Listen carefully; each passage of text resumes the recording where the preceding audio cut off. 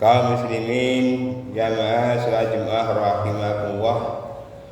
Pada kesempatan di siang hari ini, marilah kita bersama-sama memanjatkan bersyukur kita kepada Allah Subhanahu wa taala atas limpahan rahmat dan nikmatnya yang diberikan kepada kita hingga kita sampai saat ini mendapat panggilan oleh Allah untuk melaksanakan sholat Jumat secara berjamaah.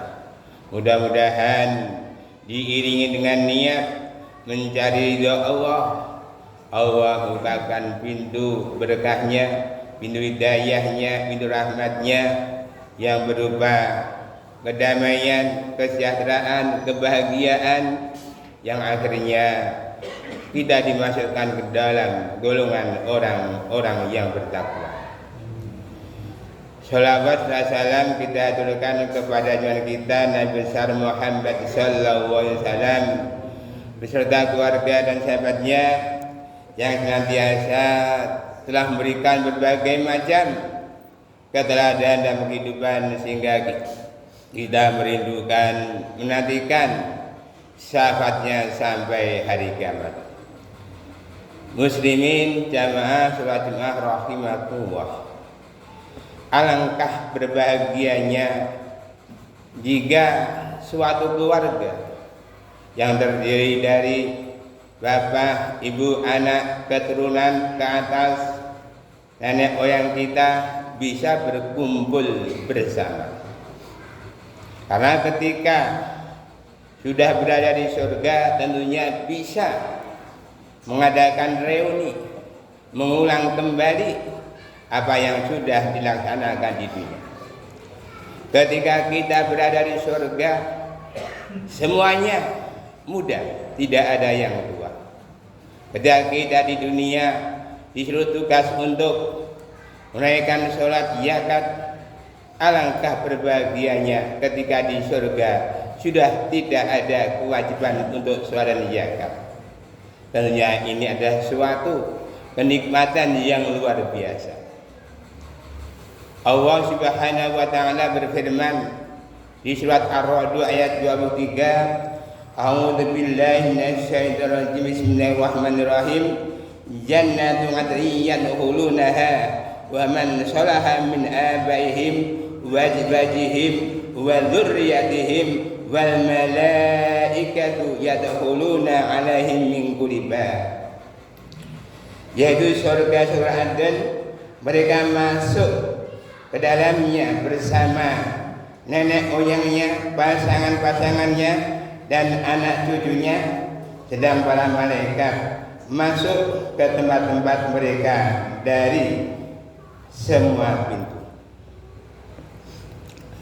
Dari ayat di atas tentunya kita bisa mempelajari bahwa surga Aden itu memang tempat kita bisa mengadakan reuni akbar dari keluarga besar kita, dari nenek moyang kita, keluarga kita, pasangan kita, anak-anak kita, dan seterusnya. Dan ini adalah suatu kebahagiaan yang tidak bisa dihitung nikmatnya. Sehubungan dengan hal di atas, khutbah kali ini kami akan menyampaikan tema yaitu syarat untuk bisa masuk ke dalam surga Aden. Muslimin jamaah sholat Jumat rahimakumullah. Jika kita ingin mengajak pasangan kita, anak turun kita, ingin bisa berkumpul bersama di surga Aden, maka setidaknya ada beberapa syarat yang perlu kita penuhi. Adapun syarat yang pertama, manakala kita ingin bisa berkumpul bersama keluarga di surga Aden, yang pertama adalah memenuhi seruan Allah Subhanahu wa taala. Allah berfirman di surat Ar-Ra'd ayat 16, lilladzina istajabu lirabbihimul husna. Bagi orang-orang yang memenuhi seruan Tuhan, mereka disediakan bahasan yang baik. Kita tahu bahwa ada jenis seruan Allah kepada manusia. Yang pertama ada seruan untuk melaksanakan sholat. Yang kedua adalah seruan untuk melaksanakan ibadah haji bagi yang mampu. Dan yang ketiga seruan menghadap Allah Subhanahu wa ta'ala. Ketika kita mendapat panggilan untuk menunaikan sholat di awal waktu, ketika azan sudah dikumandangkan, bagaimana respon kita, bagaimana sinyal kita yang ada dalam kita, apa reaksi kita, apa kita segera mendatangi azan tersebut, atau kita enak-enak saja tahu-tahu waktunya habis dan kita termasuk orang yang merugi dan imannya dipertanyakan. Karena salah tanda keimanan adalah ketika disebut asma Allah bergetar hatinya, dan ketika dibacakan ayat-ayatnya bertambah imannya. Innamal mu'minuna alladzina idza dzukira Allahu wajiyat qulubuhum wa idza tuliyat 'alaihim ayatuhu yadatum imanan wa 'ala rabbihim yatawakkalun. Sesungguhnya orang yang beriman adalah ketika disebut asma Allah bergetar hatinya, dan ketika dibacakan ayat-ayatnya bertambah imannya, dan hanya kepada Allah mereka bertawakal. Siapa mereka? Yaitu orang yang mendirikan sholat dan memberikan sebagian hartanya untuk diinfakkan. Ulaika humul mu'minun haqqan. Mereka itulah orang-orang yang benar-benar beriman secara sempurna. Untuk itu, sebelum kita dipanggil yang kedua, mari kita perbaiki sholat kita, kita jaga sholat kita, kita pelihara sholat kita. Jangan sampai terlambat. Apalagi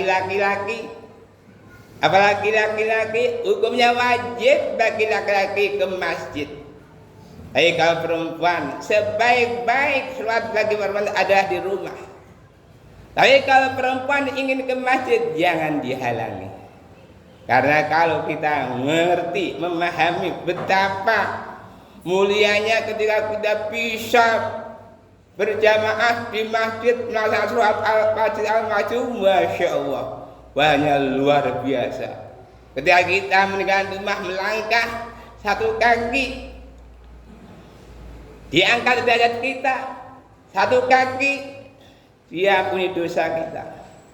Ketika kita bisa berkumpul berjamaah, pada kita menjadi 27 derajat. Kalau setiap hari kita jamaah, pahalanya berapa? 135. Kalau sebulan berapa pahalanya? 4050 derajat. Untuk itu jangan sia-siakan manakala kita masih diberi kesempatan, kesehatan. Mari kita penuhi panggilan Allah. Muslimin jamaah sholat rahimakumullah. Adapun panggilan yang kedua adalah panggilan menunaikan ibadah haji. Menunaikan ibadah haji adalah diwajibkan bagi orang-orang yang mampu menempuh perjalanan. Allah berfirman di surat Ali Imran ayat 6, walillahi 'alan nasi hajjul baiti man istata'a ilaihi sabila.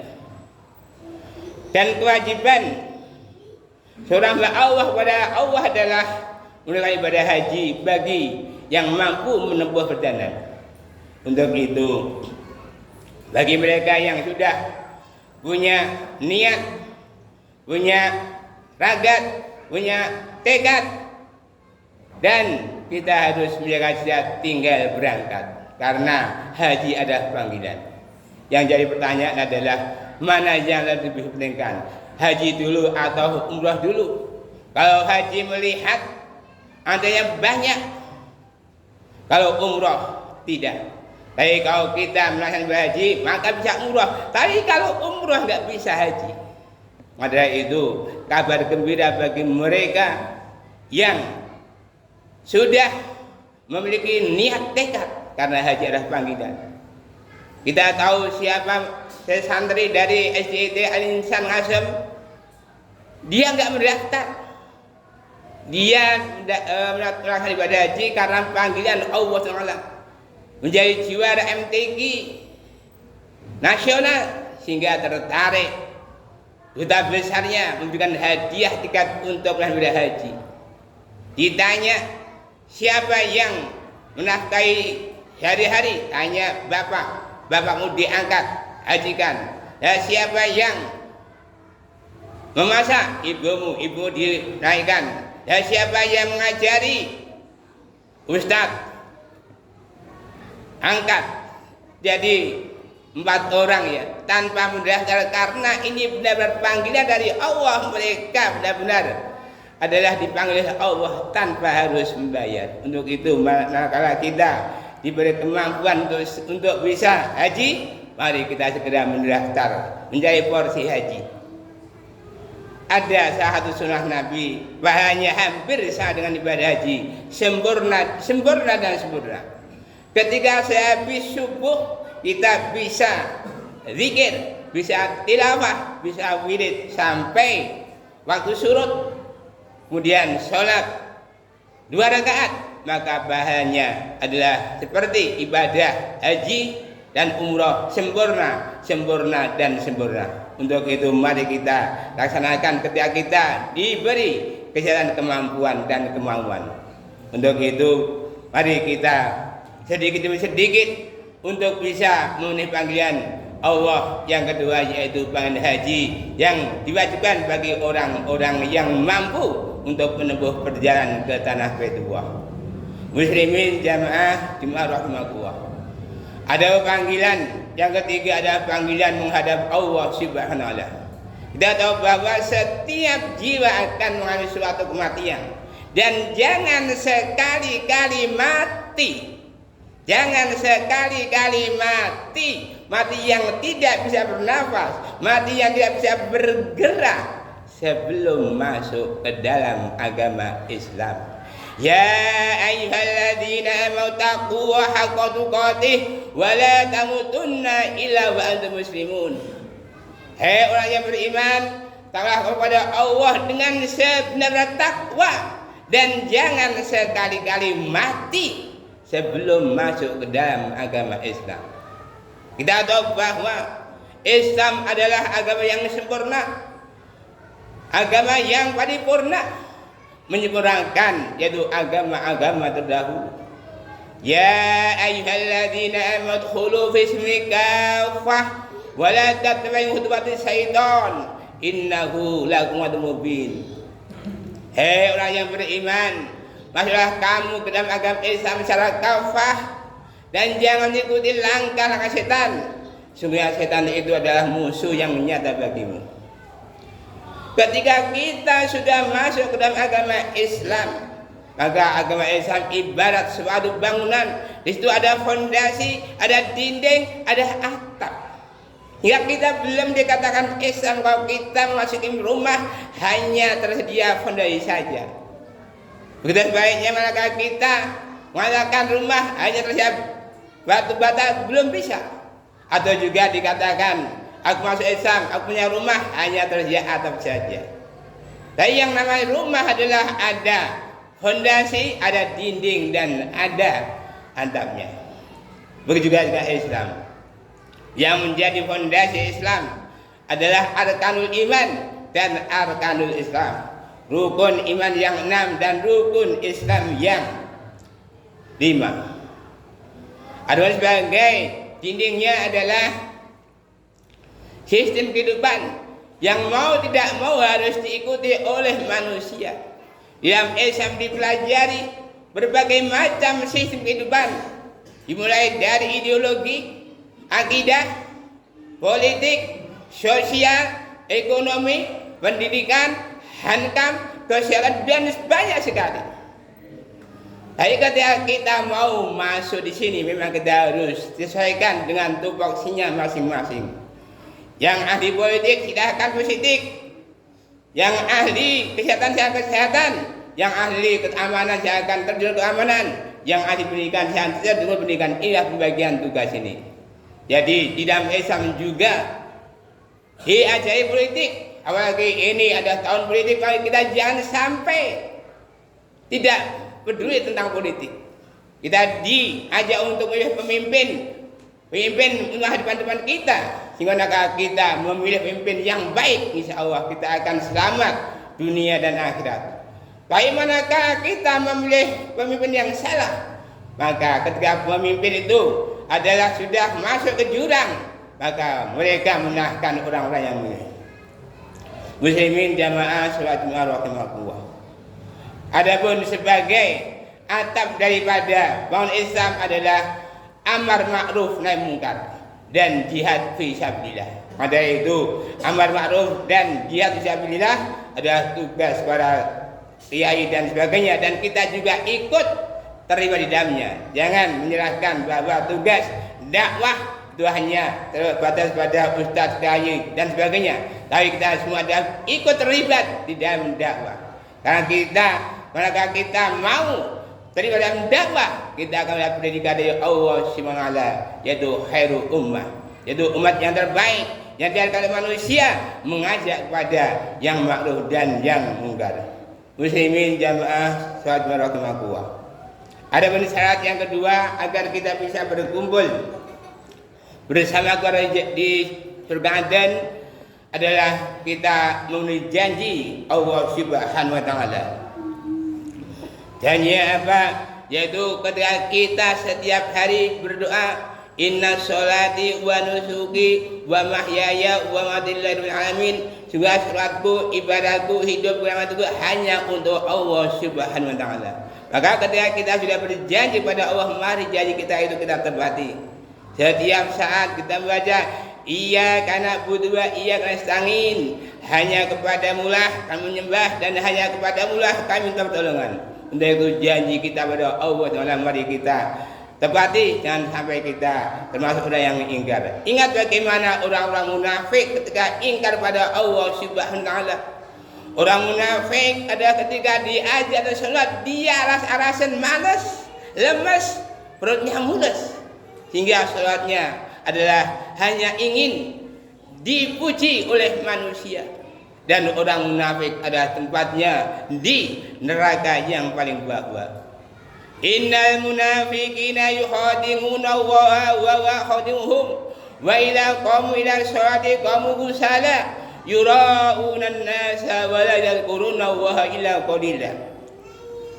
Sungguhnya orang munafik hendak menipu Allah, tetapi Allah hanya menipu mereka. Ketika orang munafik ingin sholat, dia aras-arasan, dia malas, dia sholatnya hanya untuk riya, dipuji oleh orang. Dan orang munafik adalah sholatnya mengat Allah sedikit sekali. Dan orang munafik tempatnya adalah di neraka yang paling bawah. Allah berfirman di surat An-Nisa 144, innal munafiqina fid darki asfalinan nar. Sebenarnya orang munafik adalah tempatnya di neraka yang paling bawah. Untuk itu mari kita sebagai umat Islam kita penuhi, yaitu janji Allah, janji kita pada Allah, kemudian kita penuhi seruan Allah. Insya Allah manakala kita mau dan mampu untuk bisa, yaitu memenuhi seruan Allah yang tadi, kemudian kita bisa memenuhi janji kita pada Allah, maka insya Allah pelan-pelan saja Allah akan memberi jalan kemudahan untuk bisa berkumpul bersama keluarga di jannah. Allahumma amin. Demikian ini hadis kedua hari ini, mudah-mudahan dan wahatnya. Barakallahu lakum fil Qur'anil azim. A'udzu billahi minasyaitonir rajim. Qul huwallahu ahad, Allahu samad, lam yalid wa lam yulad wa lam yakul lahu kufuwan ahad.